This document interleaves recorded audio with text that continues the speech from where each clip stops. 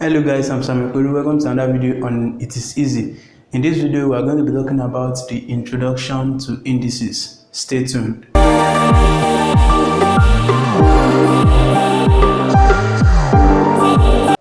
Now, you probably should have heard of indices before. Indices is the plural form of index. We have these indices while the singular form is index. Now, there's a thing you should understand first in indices. When you are trying to solve questions on indices, you should be able to know what this means. Now, we have ax raised to the power of n. Now, let's identify what a is called, x is called, and n is called. Now, a here is called the coefficient. X here is called the base. Yn has three different names. It can be called index, it can be called power, and it can also be called the exponent. So it's still the same thing if we have 2x raised to the power 4. It means 2 is the coefficient, x is the base, and 4 is the index, the power, or the exponent. In indices, there are some topics under indices that you should understand. We have the laws of indices.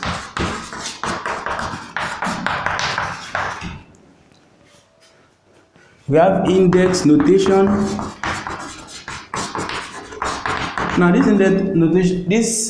index notation just signifies the number of times you can multiply a certain number. If you have x raised to the power of 4, it means x multiplied by itself in 4 places. That's x times x times x times x. Now, this will still give us x to the power of 4. But what if we are given a whole number? Like, let's say we are given 2 raised to the power 5. Now, it's the same thing as 2 times 2 times 2 times 2 times 2. That's 2 multiplied by itself in 5 places. And this will give us, we have 2 times 2, that is 4. 4 times 2, that is 8. 8 times 2, that is 16. 16 times 2, that is 32. You can be given questions like this on indices. That's just the introductory part of indices. The first thing you should understand in indices. Now, the laws, we have 7 laws of indices. The first law to the 7th law. In my next video, I'll be working on the first law of indices. I'll be teaching you everything you need to know about the first law of indices.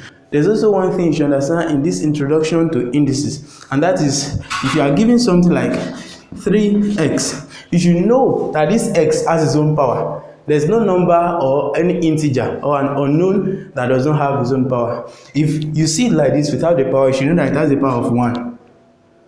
And 1 itself is the same thing as x raised to the power 0. That's on another law. N raised to the power 0 equals 1.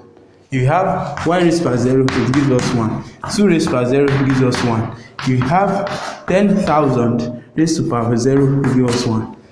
That's also another law on indices. So this is just the introduction to indices, what you should expect on this topic. I'll be working on the first law of indices in my next video. Then the second, the third, the fourth, the fifth, the sixth, and the seventh. We're also going to be working on miscellaneous problems on indices, past questions on indices, and other problems that can be asked on indices. If you enjoyed this video, I would like you to subscribe and click on the notification bell to get notified when I upload a new video. Also, like, comment, and share the video with your friends, families, and colleagues that will get something from it. Thank you for watching. Keep living an easy life, and we will talk soon. Bye.